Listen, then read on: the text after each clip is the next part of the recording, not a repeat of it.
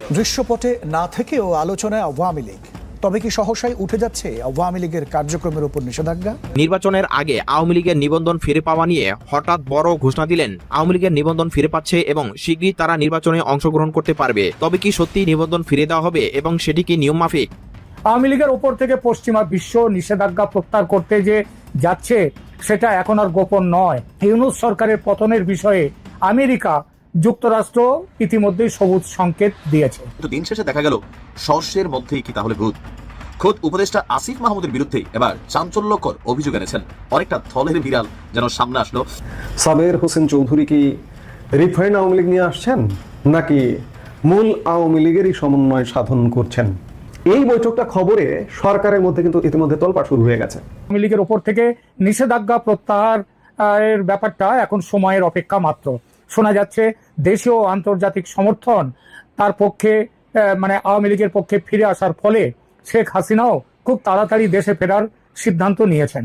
ভারত সরকারও চাইছে শেখ হাসিনা দেশে ফিরে দলকে নেতৃত্ব দিন।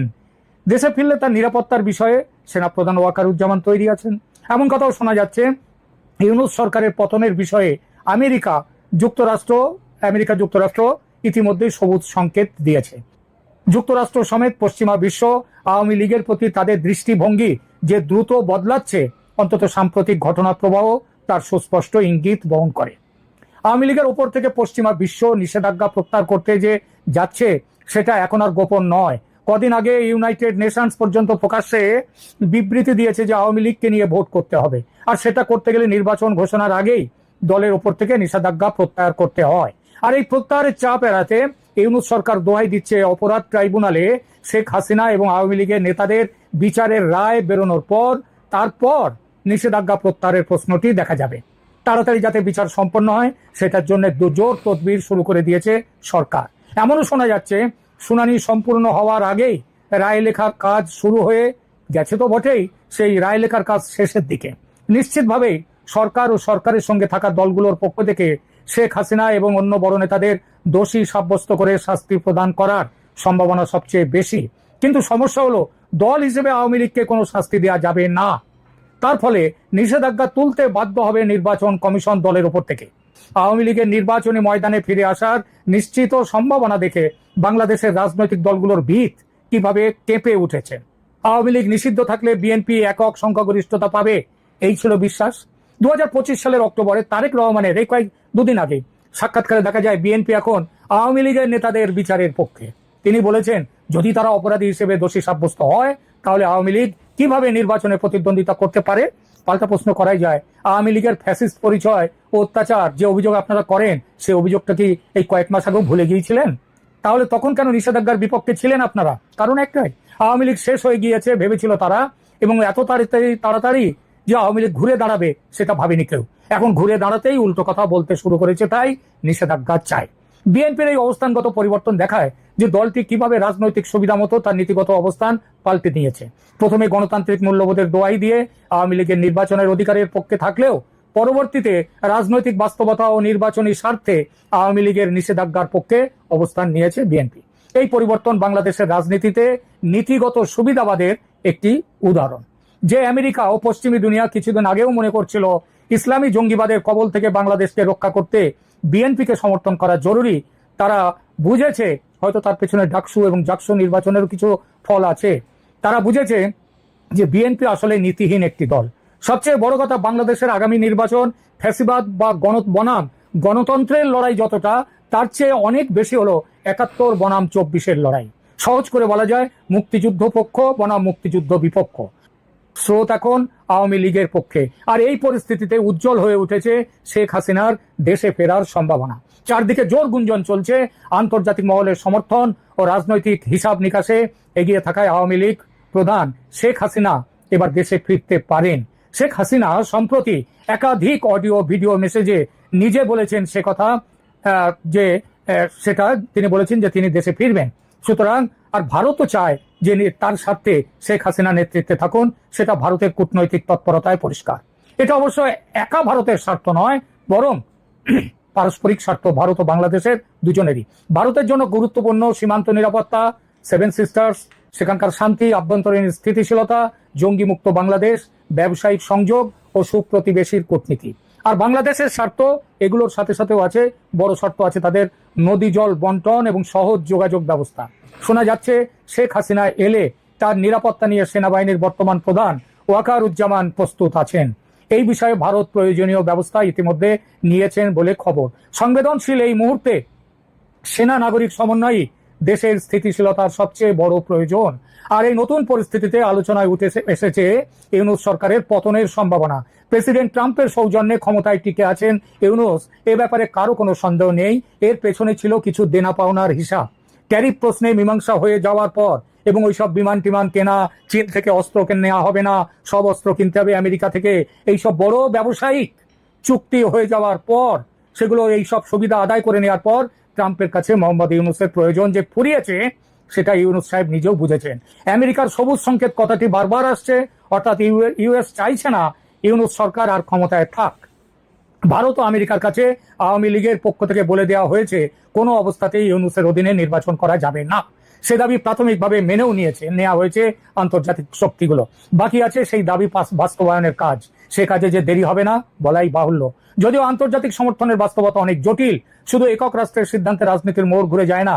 তথাপি দেশের অভ্যন্তরীণ পরিস্থিতি, জাতীয় নিরাপত্তা এবং জনগণের প্রত্যাশাকে গুরুত্বের সঙ্গে বিবেচনা করে বলা যায় বাংলাদেশ বিষয়ে সমস্ত আন্তর্জাতিক মহল এখন একমত যে অতি দ্রুত একটি কেয়ারটেকার সরকার গঠন করে তার অধীনে ফ্রি, ফেয়ার অ্যান্ড ইনক্লুসিভ ইলেকশনের মাধ্যমে ক্ষমতা যাক একটি নির্বাচিত সরকারের কাছে, যে সরকার গঠিত হবে মানুষের ইচ্ছা অনুযায়ী।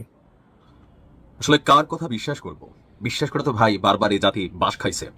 যেই চেয়ারে বসেন তিনি মনে করেন যে তার কথা তিনি যা বলছেন জনগণ তা মেনে নিবে, আর বিশ্বাস করা না করা এটা জনগণের ব্যাপার। তার দরকার হচ্ছে বক্তব্য দেওয়া, অন্যের ঘাড়ে দোষ চাপানো।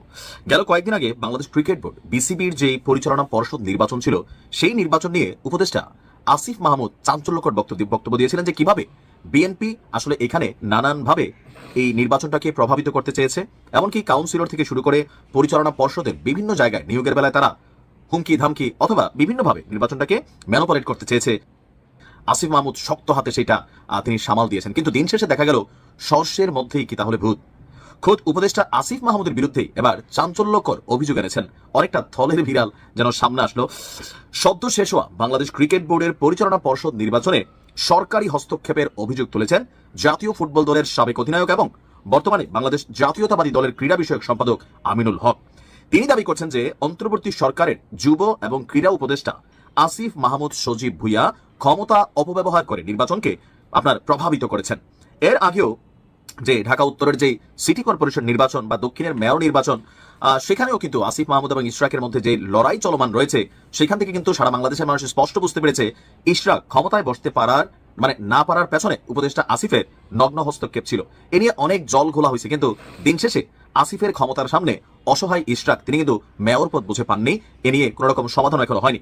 আর এর মাঝখানে সাংবাদিকদের আমিনুল হক বলছেন যে তার হস্তক্ষেপের প্রতিটি ঘটনার প্রমাণ রয়েছে। তিনি একজন দায়িত্বশীল ব্যক্তি। তিনি বলছেন যে আমি শুনে অবাক হয়েছি যে ক্রীড়া উপদেষ্টা ব্যক্তিগতভাবে বিভিন্ন কাউন্সিলরকে হুমকি দিয়েছেন, নির্বাচনে তার পছন্দের প্রার্থীকে ভোট দেওয়ার জন্য চাপ সৃষ্টি করেছেন। ইভেন অনেক কাউন্সিলর আমিনুল হককে ফোন করে বলেছে যে তাদের ডেকে নিয়ে হুমকি দেওয়া হয়েছে। ভোটে আর্থিক লেনদেনেরও অভিযোগ তোলেন তিনি। আমিনুল হকের বক্তব্য, আমার কাছে তথ্য আছে যে দেখেন গণমাধ্যমে যখন প্রথম সারির গণমাধ্যমে এভাবে সাক্ষাৎকার দিচ্ছেন, নিশ্চয়ই ভুয়া গুজব রকম কোনো তথ্য দিচ্ছেন না। আর যদি আসিফ মাহমুদ চ্যালেঞ্জ করে নিশ্চয়ই তিনি এটার প্রমাণ দিতে পারবেন বলে আমরা বিশ্বাস করি। তো আমিনুল হকের বক্তব্য যে তার কাছে তথ্য আছে যে এখানে আর্থিক লেনদেন হয়েছে। এটি অত্যন্ত পীড়াদায়ক যে বোর্ড পরিচালকেরা আর্থিক লেনদেনের মাধ্যমে নির্বাচিত হতে পারেন। এটি তাদের হাতে বাংলাদেশ ক্রিকেটের ভবিষ্যৎ নিয়ে একটি বিশাল সন্দেহ তৈরি করে। আমি মনে করি পুরো নির্বাচন ব্যবস্থাপনা এবং এই প্রশ্নবিদ্ধ নির্বাচন বাংলাদেশের ক্রিকেট প্রেমী বা ক্রীড়া সংগঠকেরা স্বাভাবিকভাবে মেনে নেবেন না। ইভেন এই নির্বাচনটা একটা পাতানো নির্বাচন ছিল বলেও জাতীয় ক্রিকেট দলের সাবেক অধিনায়ক তামিম ইকবাল সহ 1 ডজনের বেশি প্রতিদ্বন্দ্বী ভোটের আগেই তাদের প্রার্থিতা প্রত্যাহার করেছিল। তারাও নির্বাচনে সরকারের হস্তক্ষেপের অভিযোগ করেন। তবে শুরু থেকেই এমন অভিযোগ অস্বীকার করে আসছেন ক্রীড়া উপদেষ্টা নাবালক শিশু বক্তা। তিনি বিভিন্ন সময় তার বাবার বিভিন্ন ঘটনাও আছে যেগুলো নিয়ে তিনি জানতেন না। এখন দেখেন আসলে আমরা কার বিরুদ্ধে কাকে দাঁড় করাবো অথবা কাকে দিয়ে কার ভাগ্য বদলানোর চেষ্টা করবো এই রাষ্ট্রের। যেই চেয়ারে যায় তিনি একটা রাবণের ভূমিকায় আসলে অবতীর্ণ হয়ে যান। তো সমস্যা হচ্ছে যখন ক্ষমতার চেয়ারে বসে থাকেন প্রশাসন, গণমাধ্যম, সবাই মুখে কুলু বেটে থাকে। এই যে আওয়ামী লীগকে নিয়ে দেখেন এখন কত নিউজ প্রতিদিন, ভাই উমক তুমক সুমক। একসময় যখন বিএনপি ক্ষমতায় ছিল না, তারেক রহমান বেগম খালেদা জিয়াকে নিয়ে প্রতিদিন কত রঙের খবর আওয়ামী লীগ সরকারের টেলিভিশন বলতো, মন্ত্রীরা বলতো। এখন এই যে এনসিপির আজকে এই মুখ থুবড়ানো অবস্থা বা এদের প্রতি মানুষ যে মুখ ফিরিয়ে নিয়েছে, দেখেন কিছু মানুষ আছে সুবিধাভোগী যারা এনসিপির সাথে কানেক্ট হয়ে পয়সা টয়সা কামাচ্ছে, এরা কিন্তু ভাই ধরেন রাজপথে হুমকি ধামকি বা ধরেন কঠোর ভাষা প্রয়োগ, কারণ রাস্তায় স্যান্ডেল করে হাঁটছে, হঠাৎ করে গাড়ি বাড়ি ক্ষমতা টাকা পয়সা, আর্মি থেকে শুরু করে পুলিশ সবাই সার ডাকে, তো এগুলোর তো একটা ইফেক্ট আছেই। তো সেই ইফেক্টের জায়গা থেকে এনসিপির প্রতি মানুষের যে আশা প্রত্যাশা ছিল যে অন্য 10 জন লোক চুরি করতে পারে কিন্তু এনসিপি চুরি করবে না, এই পারসেপশনটা বা ন্যারেটিভটা জনগণের মনে ছিল। কিন্তু একের পর এক বিভিন্ন জায়গায় এই উপদেষ্টা আসিফ সহ যে উপদেষ্টারা আছেন এখন তারাই তো বলতেছেন কেউ টাকা পয়সা খাওয়া ফেলছেন, কেউ সেটেলমেন্ট করে ফেলছেন, কেউ দেশ ছেড়ে ভাইগা যাবার পরিকল্পনা করছেন, মানে নানান বক্তব্য কিন্তু তারাই দিচ্ছে। আর দিন শেষে কি হচ্ছে জানেন, এই দেশে এনসিপি নামক রাজনৈতিক দলটা বিকাশ পার্টির থেকেও খারাপ অবস্থানে যাবে। এটাই হচ্ছে বাস্তবতা। ক্ষমতা থেকে সরলেই এরা বুঝতে পারবে এদের ওজন কতটুকু। তবে মাল কামাই ফেলছে বোঝা যায় শরীরের গ্লেজে, চেহারা ছবিতে, আর বিভিন্ন যে তথ্য আসছে, তো এগুলা কি পুরোটাই ভুয়া? সময় বলে দেবে যে কখন কি হয়েছিল, আমরা হয়তো আগামীতে দেখবো। নির্বাচনের আগে রাজনৈতিক উত্তেজনা নতুন করে বেড়ে গেছে। সকালে রাষ্ট্রপতি চুপ্পু একটি চাঞ্চল্যকর ঘোষণা করেছেন, আওয়ামী লীগের নিবন্ধন ফিরে পাচ্ছে এবং শীঘ্রই তারা নির্বাচনে অংশগ্রহণ করতে পারবে। এই ঘোষণা রাজনীতির অ্যালায়েন্স, বিরোধী দলগুলো, আইনজ্ঞ ও সাধারণ জনগণের মধ্যে তিল ধরেছে। তবে কি সত্যি নিবন্ধন ফিরে দেওয়া হবে এবং সেটি কি নিয়ম মাফিক? গত মাসে বিএনপি ও অন্যান্য বিরোধী দলগুলোর অভিযোগ, সরকার নির্বাচনকে একতরফা করানোর পরিকল্পনা রয়েছে।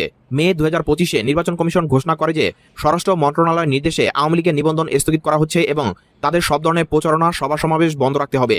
এই ঘোষণার পর থেকে আওয়ামী লীগের বেশিরভাগ কর্মসূচি বন্ধ ছিল এবং বিরোধীরা বলছিল নিয়ম ভঙ্গ করে নির্বাচন পরিচালিত হবে।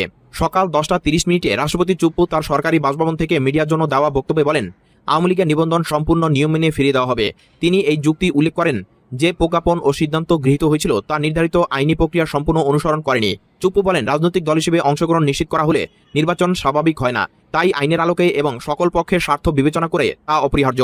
আওয়ামী লীগের সাধারণ সম্পাদক দ্রুত ব্রিফিং ডেকে বলেন, আমরা সক্রিয়ভাবে ন্যায্য নির্বাচন চাই। রাষ্ট্রপতির এই সিদ্ধান্ত সারা দেশের জন্য ইতিবাচক সূচনা। তারা দাবি করেন, নিবন্ধন ফিরে পেলে নির্বাচন আরও গ্রহণযোগ্য হবে। সড়ক জনমত পর্যায়ে জামাত, বিএনপি ও অন্যান্য বিরোধী দল বলছে এখনও স্পষ্ট নয় প্রজ্ঞাপন প্রত্যাহার হয়েছে কিনা বা আদৌ আইনগত বাধাসমূহ কি পরিচালনাযোগ্যভাবে মুছে ফেলা হয়েছে কিনা। তারা রাজনীতি পুনরায় স্বাভাবিক করার জন্য বিস্তারিত সময়সীমা ও তফসিল দাবি করেছে। আইনজ্ঞরা নির্দেশ করেছেন, নিবন্ধন ফিরে দেওয়ার আগে প্রজ্ঞাপন ও সেই প্রজ্ঞাপনের ভিত্তিতে কার্যকর সমস্ত সিদ্ধান্ত গেজেট প্রকাশ ও নির্বাচন কমিশনের পরবর্তী সিদ্ধান্ত পর্যালোচনা করা জরুরি। এখানে কয়েকটা বিষয় মনোযোগ দাবি করে। রাষ্ট্রপতির ঘোষণা তাৎক্ষণিক বলবৎ হবে না যদি সংশ্লিষ্ট গেজেট এবং নির্বাচন কমিশনের অনুমোদন না থাকে। আইনজীবীদের মতে শুধু সরকারের মুখ্য হতেই সমস্যা মিটবে না, আদালতের চ্যালেঞ্জ ও বিরোধী দলীয় আপিলও বিবেচনায় আসবে। যারা অভিযোগ করেছিল তারা এখন হয়তো নির্বাচন স্বাভাবিক হোক এমন দৃষ্টি ভাঙ্গা ইচ্ছুক, তবে চেয়ে দেখবে আওয়ামী লীগ নতুন সার্বিক প্রতিশ্রুতি দিচ্ছে কিনা। নিবন্ধন ফিরিয়ে দেওয়া হলে আওয়ামী লীগকে নির্বাচন সুষ্ঠু করার জন্য তার অতীতের পদক্ষেপ, মামলা, অভিযোগ নিয়ে প্রতিপক্ষ ও জনমতে নজর থাকবে। এটি শুধুমাত্র কালেকটিভ উত্তর নয়, রাজনৈতিক ও আইনগতভাবে বড় চ্যালেঞ্জ হবে। আবার আশ্চর্যের কোনো অংশ নেই, নিবন্ধন ফিরে পেলে রাজনৈতিক প্রতিদ্বন্দ্বিতা বাড়বে, মিটিং সমাবেশ শুরু হবে এবং বিরোধীদের ভাষার সুযোগ আবারও বাড়বে। রাষ্ট্রপতি চুপ্পুর এই ঘোষণা রাজনৈতিক দৃশ্যপটকে ফের সচল করেছে। আওয়ামী লীগের নিবন্ধন ফিরিয়ে এনে তারা নির্বাচনে অংশগ্রহণ করবে, এটা দেশের রাজনৈতিক দলগুলোর জন্য বড় পরিবর্তন। কিন্তু ফিরিয়ে দেওয়া বলতে যতটা চাওয়া হয় তার থেকে অনেক বেশি প্রক্রিয়া আছে। গেজেট, আইন কমিশন, আদালত, জনমত, বিরোধী দল প্রভাব সব মিলিয়ে সিদ্ধান্ত নিতে হবে। নির্বাচন তো আসন্ন, কিন্তু এই ঘোষণার বাস্তবায়ন ও তার পরিণতি কি হবে সেটা দেখার মতো সময় বাকি আছে। শেষ পর্যন্ত যে শান্তিপূর্ণ ও গ্রহণযোগ্য নির্বাচন চায় তাদেরই হবে অপেক্ষার ঘণ্টা।